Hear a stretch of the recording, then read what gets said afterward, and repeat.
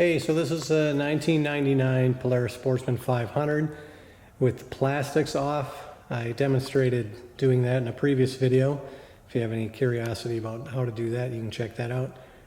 I took the plastics off because there's a bunch of different things I want to do to this thing. I picked this up over the summer and it's got a few issues with it, as I've discussed in those previous videos. The four-wheel drive not working, the rear brake needs some attention, the coolant tank keeps emptying, and other stuff. And then of course, you know, basic maintenance stuff will be so much easier to get at doing this. It only took like 10 minutes to take that stuff off. So anyways, on this one, I'm going to address the rear brake. So, you know, now that all the plastics are off, that's all you can see, everything that's going on in there. I get it sitting down on the floor here. So you got your brake pedal linkage.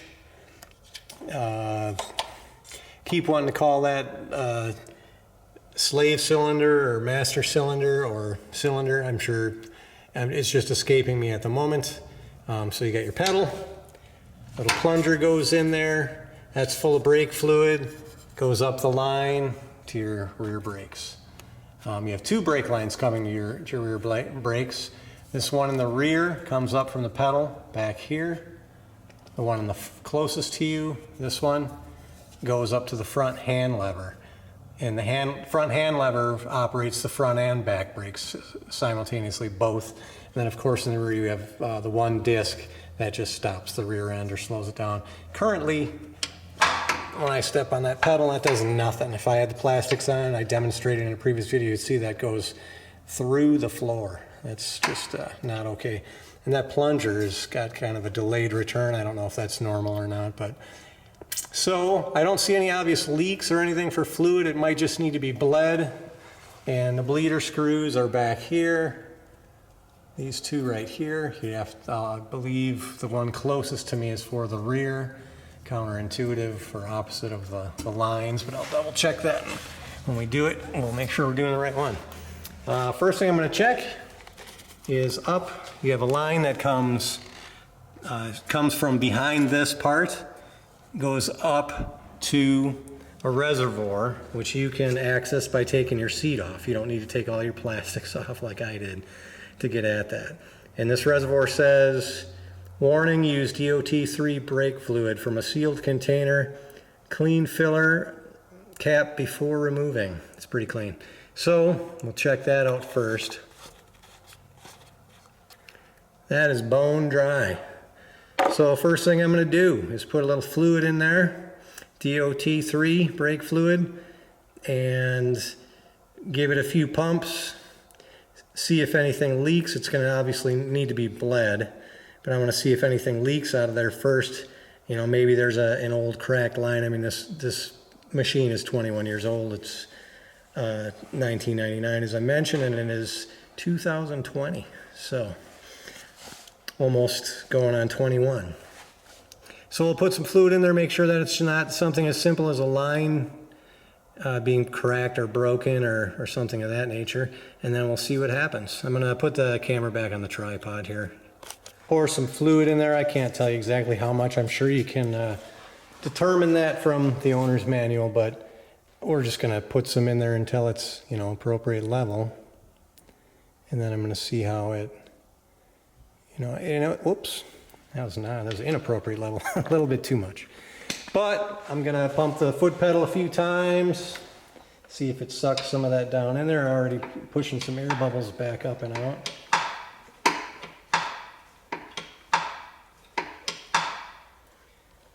And I'm just gonna let that settle there for a second while I clean up my mess. And then I'll bleed it out and we'll see what happens. So if you haven't bled brakes before, the point is you're trying to get air out of the line. So I'm stepping on the pedal. Hopefully that's drawing some fluid in. You're releasing that. You see, I don't know if you saw any of that bubble action coming out, lightening that out, tightening it back up, releasing the pedal. And I'm watching the fluid level go down each time I do this. I think I released the pedal after tightening it up before, and I depressed it while it was open. You should actually depress the pedal, crack it, and watch. You'll see bubbles. See, I don't know if you hear it spurting. Then tightening it back up, releasing the pedal. And each time I do that, I'm seeing the fluid level go down in the reservoir up top. So just keep doing that until it either starts feeling like it's firming up, or I need to add more fluid. But we're not at either point yet. So pedal, bubbles coming out, percolating, tighten it back up, let go of the pedal. Pedal, burp it, tighten it back up, let go of the pedal. So I'm gonna have to add a little fluid in there. It looks like it's getting down a little bit. All right, so this is going pretty good. Pushing down the brake, opening that up. It's coming out like a pretty good stream now. And I noticed before I release that, the brake pedal kind of bottoms out, and then when I release it, it drops down quite a bit more. And I can also see the plunger in this cylinder. It's not going in all the way. It's stopping shy about 3/8 of an inch. Then when I crack it, then it bottoms out. It also has really good return now. So just to clarify, I'll just kind of summarize all this real quick for you. I apologize. It's kind of funny. I went to the trouble of taking all the plastics off, and then when I was watching some of that back, I noticed that my arm was in the way for the actual bleeding of the screw. I mean, I'm sure you still got the gist of it, but I'll just kind of go through it real quick with a little bit better view here. So what I'm doing is pressing the pedal, cracking the screw. You'll see air bubbles come out, and then while continuing to hold the pedal down, I'm tightening it back up, then I'm releasing the pedal. Again, then I'm pressing the pedal, cracking it, bubble, bubble, bubble, locking it, release the pedal. And just keep doing that until you see brake fluid start streaming out with no bubbles. And then of course make sure you keep replenishing the reservoir, because if it gets empty, well then it just sucked air in again and you're starting over. So this screw is for the rear brakes on the 1999 Sportsman 500. Make sure that coincides with your model if it's a different year. This screw, the inside screw or furthest away from you, is for the front brakes. So you would do the same process. You might need a second person for that, obviously. You're going to take your cap off, 1/4 inch. You're going to have somebody squeeze that lever, because it's on the opposite side. I can't reach it. Squeeze that lever, crack it, burp it, bubbles, bubbles, bubbles, close it, release the lever.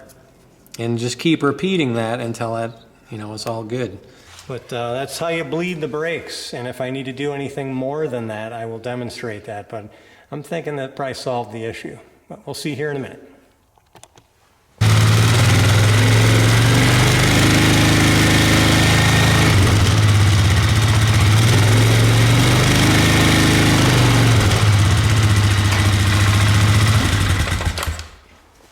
So a little fumey in here now. I got the door open, but still kind of in the back of the garage here.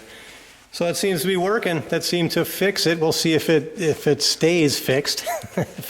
Hopefully there's no leaks or anything. The one line coming down from the reservoir down to the cylinder there seems a little, I don't know, brittle. I don't know, brittle's not really the word, but suspect, like it could be potentially in need of replacement, but we'll see. That might have been where the original leak happened.